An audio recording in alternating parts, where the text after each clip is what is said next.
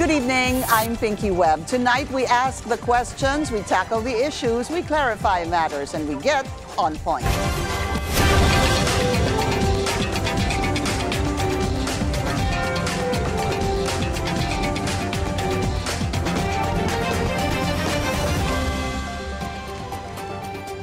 Several lawmakers raised concern after receiving copies of the Bicameral Conference Committee report on the 2025 budget. They say several items had no allocation, but in the final version signed by the President, those items were budgeted. They are now demanding an explanation for the discrepancy. Members of the majority and even the Senate President deny any irregularity in the passage of the budget. Some are now suggesting that the matter be raised before the Supreme Court. Let's get on point with Kabataan Party List Representative Raul Manuel. Congressman Manuel, good to finally see you in person.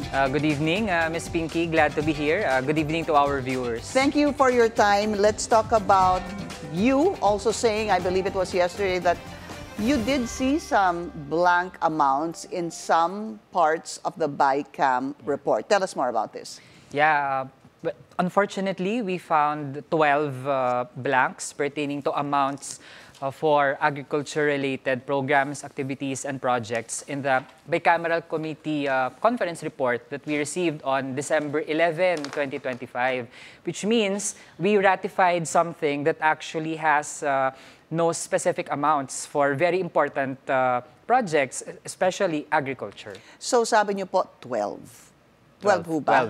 12. There's DA and there's also NIA. Yes, DA, NIA, and Philippine Coconut Authority. Right, PCA. Yeah. But before we went on air, apart from the 12, hindi ba sinabi mo meron din dalawa under unprogrammed? Yes. Tell us more about that too. 2 blanks naman po dahil supposedly merong specific na purposes kung saan pwedeng gamitin yung funds for unprogrammed appropriations.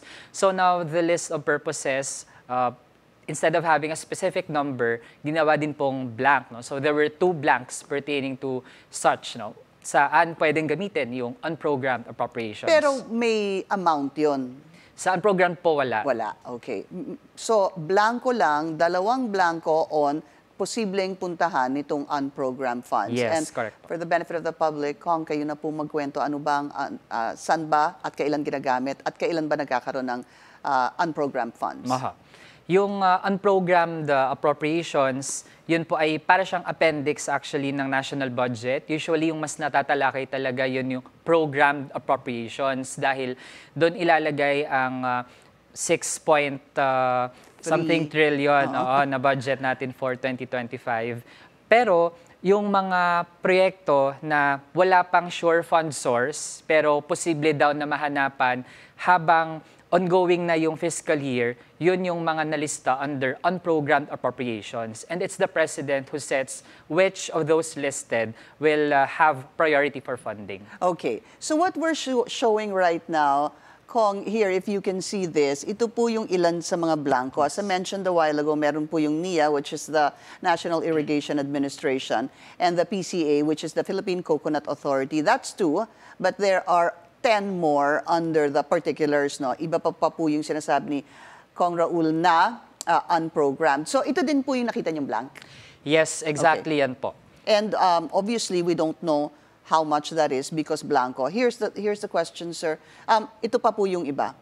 Ano, that's still the same, rather, that's still NIA and PCA. We'll try to show the rest later. So, paano ho ba kayo nakakakuha nitong BICAM report? Because ang narinig ko po kay Congressman Ungab, who first divulged this alleged irregularity, December 11, as you mentioned, in-email ho ba itong BICAM report sa 300 plus congressmen at 6 p.m. And then, on the same day, December 11, 1 hour later at 7 p.m., it was ratified. Could you tell me if this is true? Could you confirm this? Tama po yung ganong nangyari. To be exact, 6:47 p.m., sinend po sa amin ang soft copy ng Bicameral Conference Committee report. Then, moments later, actually po, sa totoo lang, bilang na lang po sa kamay yung mga members ng House na present at that time physically nung moment na pinaparatify na sa plenary session ang BICAM. So, ngayon, dahil kami yung physically present, ilan na lang, including the 3 representatives from the Makabayan Coalition, edi binigyan din kami ng physical or printed copy. And actually, similar din yung laman. At sa totoo lang, kahit ako, kung babalikan ko, I raised a manifestation mas doon pa sa laman ng mga programs na merong amounts at questionable. Halimbawa yung PhilHealth na zero budget. Pero naisip ko, ang dami pa lang na cite na reasons doon sa manifestation ko. Pero kahit ako, hindi ko agad nakita na meron palang mga blanks. Kasi Gaano kakapal ba ho yung hard copy? Ano po siya, 200 plus pages. Gaano ho kakapal? About this much? Yes, So ganito, you're ganito. saying that what happens when you actually ratify it so we understand the process, sir? Aho. Dahil yun na yung nasa agenda and that is the will of the House majority, we had actually just a very few minutes nung natanggap namin yung soft copy at yung hard copy. Siskim lang namin. At ang reference na lang namin ay yung mga naging previous interpellations or debates para lang ma-check kung Titingnan alin niyo yun. dyan. Oo. Pero sobrang bilis. No? Kaya while we tried our best na masilip alin yung mga problems, yung mga blanks, unfortunately, nakalusot Okay, din. you didn't see the blanks December 11 in Congress because you were still there. Sabi mo nga, iilan na lang kayo nandun. You didn't see it dun sa hard copy at soft copy dahil nga nakatanggap niyo 647. Paano ho ba na-ratify at 7 p.m., supposed to be, am I correct, or 13 minutes later? What happens during ratification?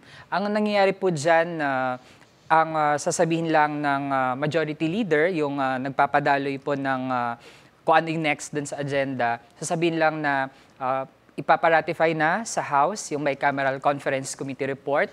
Then, ayes and nays lang po siya. Ibig sabihin, voice vote. You just Opo. have to shout if we agree or Aye, not. nay. Yes. Ano po naging sagot niyo? Nag-nay tayo doon. Okay. It means we object. And then after we stood on the floor para sabihin yung mga nakita nating mali doon sa bicameral conference committee report, which pertains doon sa ibang mga nakita nating errors pa on budgeting, misprioritization. Give us an example, maybe 1 or 2 examples na tumayo po kayo to defend your objection. Yeah. Na-cite po natin doon yung sa PhilHealth na zero budget kasi nga annually naman merong allocation, kaya nagulat tayo, wala na ring allocation doon, kaya eventually naging issue din siya sa public. Pangalawa, ang budget din for state universities and colleges, which is very meager compared sa kanilang budget proposal. I actually cited around 7 reasons in total. Kulang na lang sana pang 8 yung mga blanks. Oo, kaya lang di mo nakita yung blank. So ganun kabilis. Is that the usual process though? You've been in Congress for 3 years. Yeah. And ganun ho ba, papadalang kayo ng hard copy at soft copy at hard copy if you're in Congress, and then in a matter of minutes, ayes and nays na lang po yun. Yeah, ganun po sa So there's past 3 nothing budget unusual about that. deliberations. Okay. Yeah.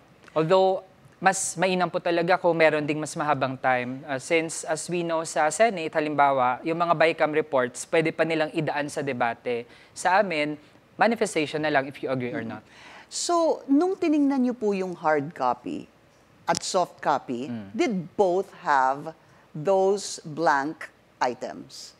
Yes, those same 12 blanks dun sa amounts ng agri-related projects and 2 dun sa unprogrammed. And do you think that that is unusual?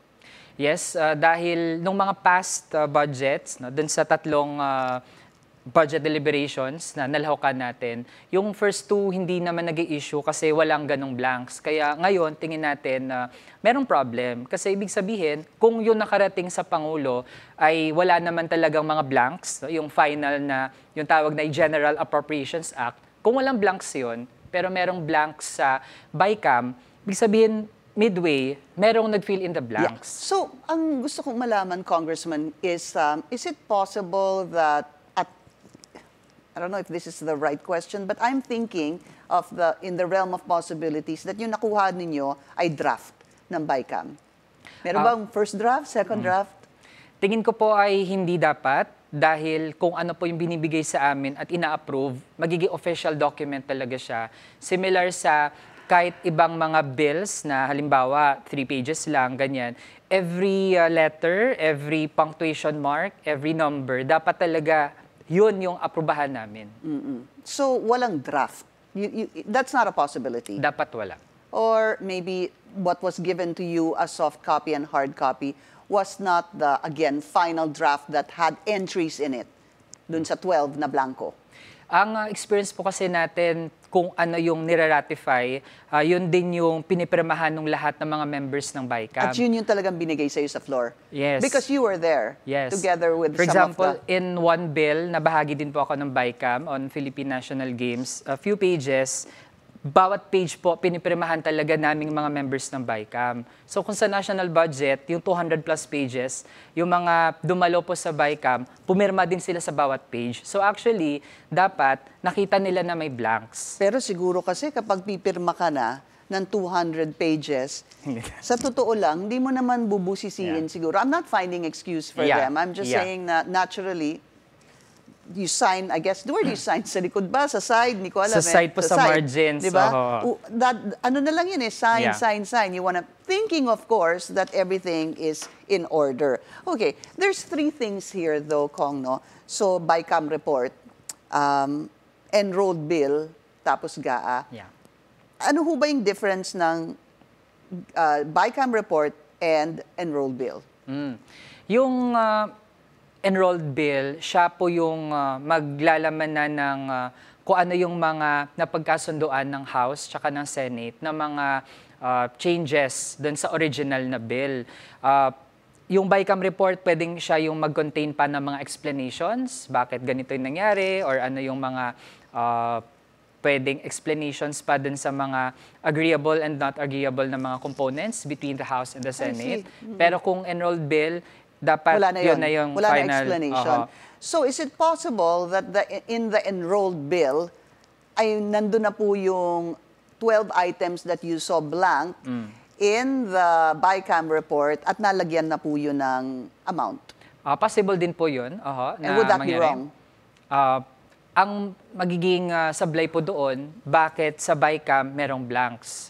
At pagpunta sa enrolled bill, bakit wala ng blanks? Supposedly po, every amount sa kahit anong program, activity, or project, sa kahit anong department funded by people's taxes, sa BICAM pa lang, dapat may amounts na po talaga. Plain and simple. The reasoning here is you're saying, in the BICAM, dapat andun na yung amount. Yes, yes. Period. Yes. But there was an explanation also from Senate President Cheese Escudero, to which basically he was saying that it is stated that pwedeng lagyan or punuan yung ilang mga items doon. We're gonna listen to that explanation. And then he was also saying that there's a Supreme Court ruling that as long as the GAA is the enrolled bill and it is already signed by the President as GAA, ay yun ang susundin. So supposed to be wala ng problema itong BICAM. We'll listen to that after the break. Our discussion with Congressman Manuel will continue after the break. Please stay tuned. This is On Point.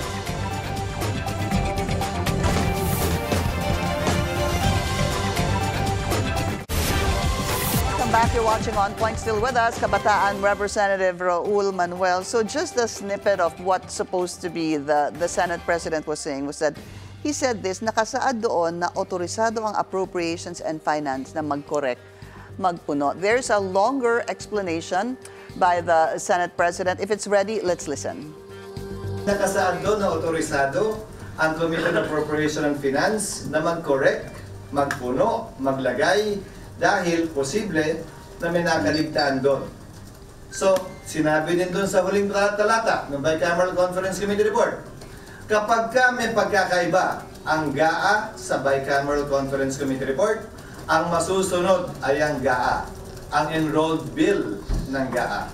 Kung babalik tanawan naman natin, ang mga naging desisyon ng Korte Suprema, ang pinagpipilian lamang ng Korte Suprema kung sakasakali may pagkakaiba, kaugnay sa isang panukalang batas, ay ang journal entry rule na tinatawag o yung pinasok sa journal base sa debate ng Kamara at ng Senado o yung enrolled bill. Ito yung pinirmahan ng Speaker, Senate President, Secretary General ng House, Secretary General ng Senado at ng Pangulo.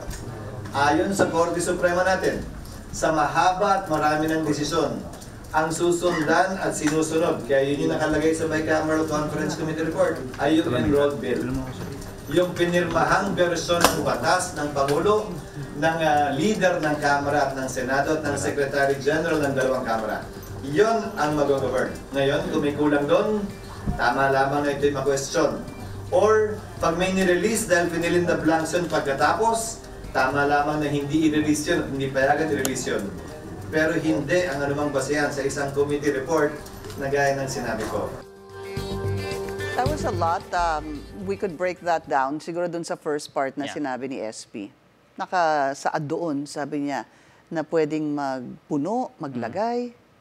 Pag ganun po ang magiging question dyan, para saan pa na nagkaroon ng BICAM? Since the Bicameral Conference Committee, yan na sana yung avenue para kung ano man yung mga dapat i-reconcile ng House at ng Senate, mapag-usapan doon. So if ever pala na pwedeng magkaroon ng mga blanks, tapos later on, di na natin kasi matatrack talaga. Mahirap hanapin sino ba yung mga tao, iilan yan, yung maglalagay ng actual amounts dun sa mga blank. So bakit pa siya ni-leave blank if pwedeng sa BICAM pa lang ay napunan na lahat para kapag nag-ratify na separately yung House at Senate, may scrutiny, may avenue para magsalita yung Yun mga ang members. tanong bakit kaya may blanco?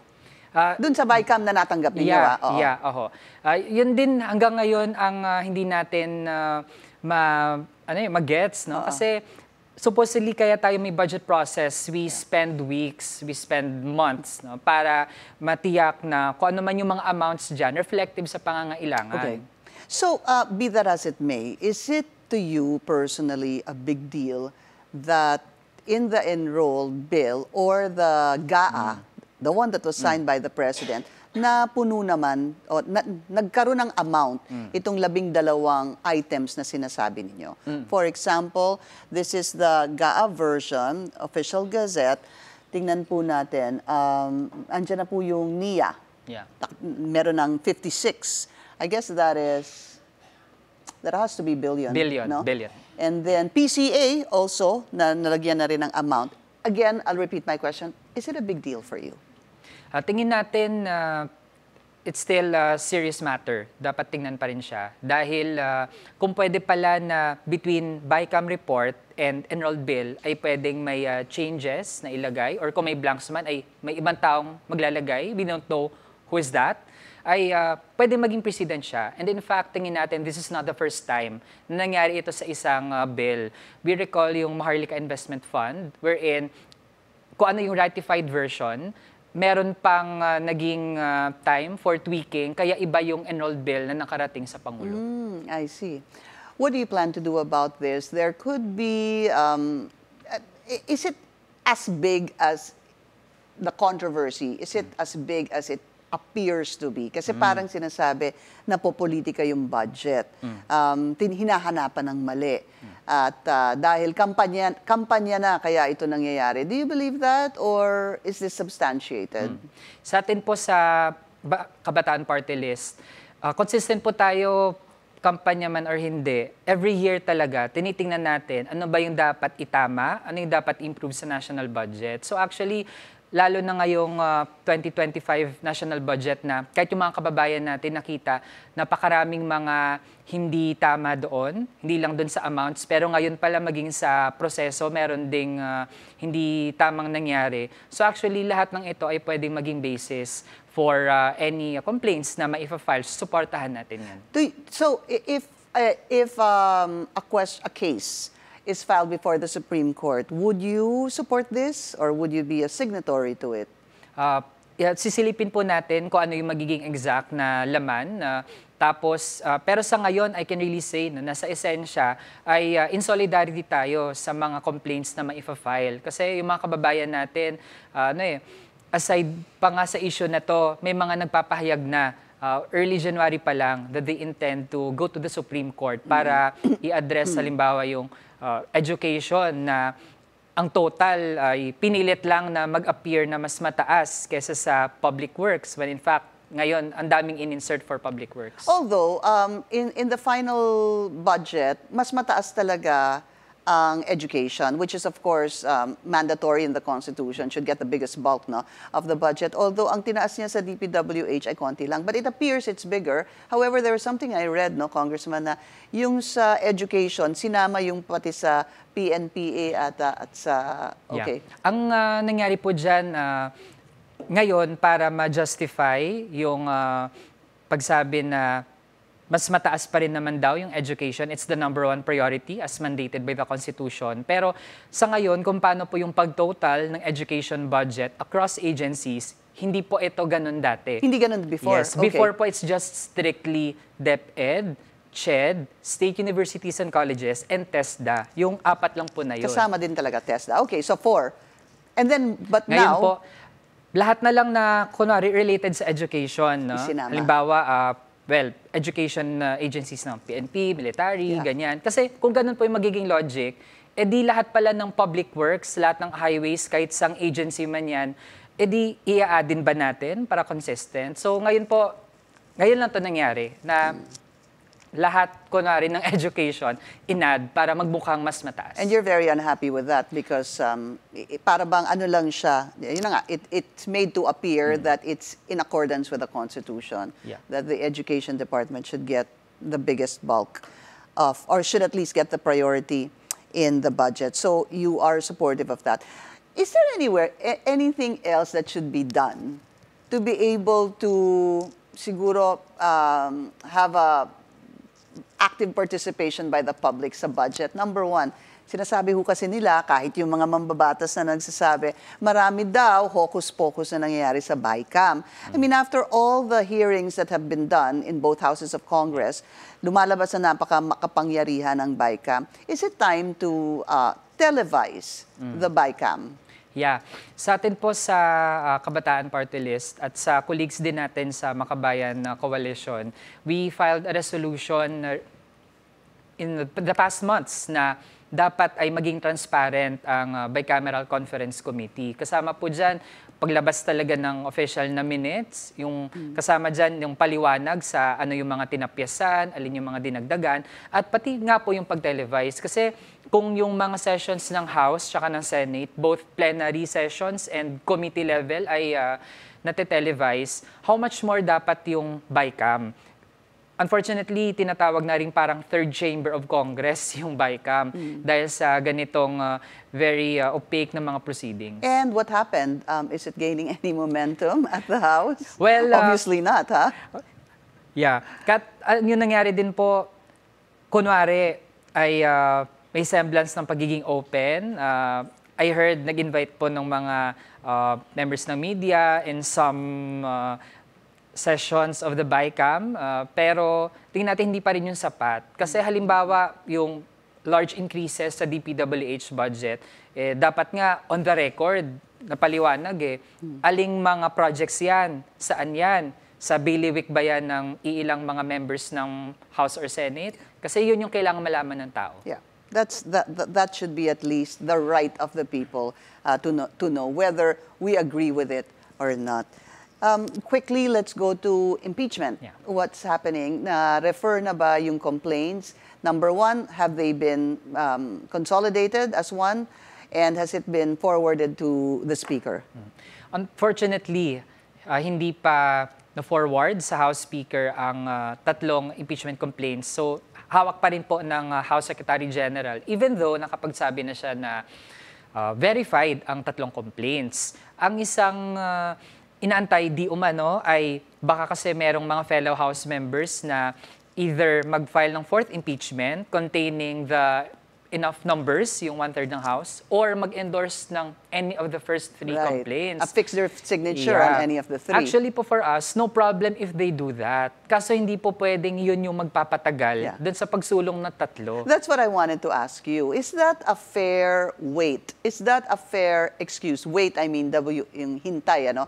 Is that a fair judgment call even, to me, by the House Secretary General? Kasi ang sinasabi niya, nakiusap kasi sa akin ng ilang mga mambabatas at sinasabi, number 1, kailangan pa naming aralin this and that, or posibleng magkaroon ng 4th impeachment complaint. Does this should this stop the Secretary General from actually really just consolidating and forwarding the 3? And then if there's a 4th one, sure, file it whenever they want to. Hindi tama na hino-hold ang mga impeachment complaints. Actually, tingin ko po dito, disservice na ito doon sa maraming mga complainants na pumirma doon sa first 3 complaints. Kasi supposedly talaga, kahit batay sa Constitution at sa rules mismo ng House, when we receive impeachment complaints, immediately dapat i-forward sa House Speaker. Kasi pag na-forward na po kay House Speaker, doon na merong timeline number of days for every stage. Yung 10 days and 3 days? Yes. Okay. Kaya ngayon po what happens is, parang actually, naturing yun bilang loophole eh. Yeah. Pero ang operative batas. word, immediately, Yeah. dapat talaga ma-forward. Does it really say the word immediately in the impeachment? Yes. Sa House rules namin, yun po dapat. So, dapat walang ganitong delay. So obviously, hindi na po ito immediate. Sobrang tagal na po. And actually, kung merong gustong humabol mag-file, go. Pero dahil meron ng 3, dapat po sumulong na ito. How long has it been? Since the 3rd one? Since the 3rd one, actually, mag-iisang buwan na rin. Dahil na-file yung pangatlo, it was on the last day nung session na meron kami, December 18. Well, ayun pala, edi, more than a month na. Yeah. And what are your plans from here on?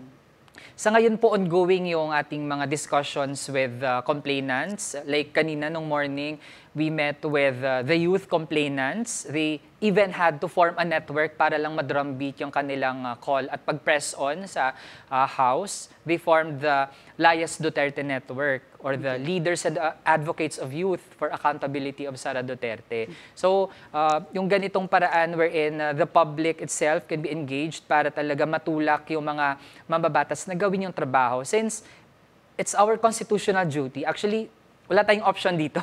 Kailangan natin gawin. Kapag may natanggap tayong complaint, actionan. Why do you think it's taking a while?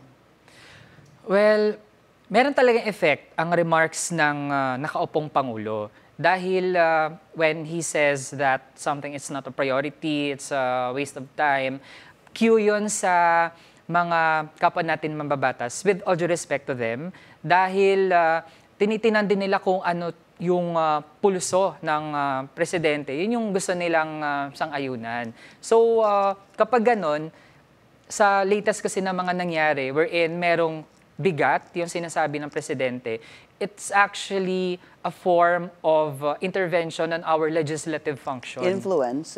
Dahil lalo na executive branch, supposedly separate siya. Pero given na may ganitong nangyayaring pag-impluwensya sa mga moves ng House, nakaka-hamper siya doon sa aming trabaho. As a last question, Congressman, do you think that magtatagumpay itong impeachment complaint laban kay Vice President Sara Duterte during the 19th Congress?